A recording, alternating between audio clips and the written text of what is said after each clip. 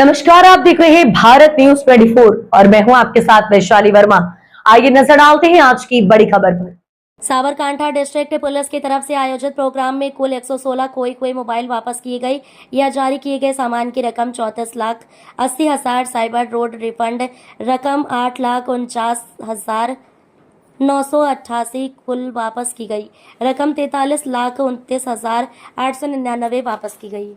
कार्यक्रम साबरकांठा जिला police headquarter खाતે આયોજન કરવામાં આવ્યું છે તેમાં ઉપસ્થિત મારા સાથી ડીવાયએસપી હિંમતનગર રિજન કેન્દ્રમાં અને હેડક્વાર્ટર ઉપસ્થિત અધિકારી તથા જે લોકોના મોબાઈલ અથવા સાયબરમાં પૈસા ગયા હોય પરત મળ્યા છે તેવા તમામ નાગરિકો અને મીડિયાના એકચ્યુઅલી આજે કાર્યક્રમ કર્યો એમાં એક મારે થોડું એક ચોરીને લગત જ્યારે કોઈ બનાવ બને છે સિસ્ટમની દુનિયાભરમાં કઈ પ્રકારની સિસ્ટમ છે એની ચર્ચા કરવી જોઈએ।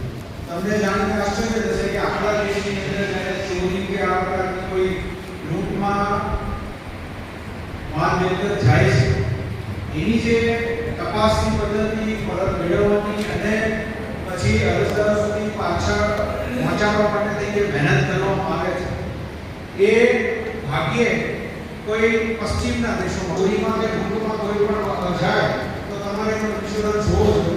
પોલીસ એને શોધવા માટે જે મહેનત ઇન્સ્યોરન્સ વાળો તમને જે મળવાનો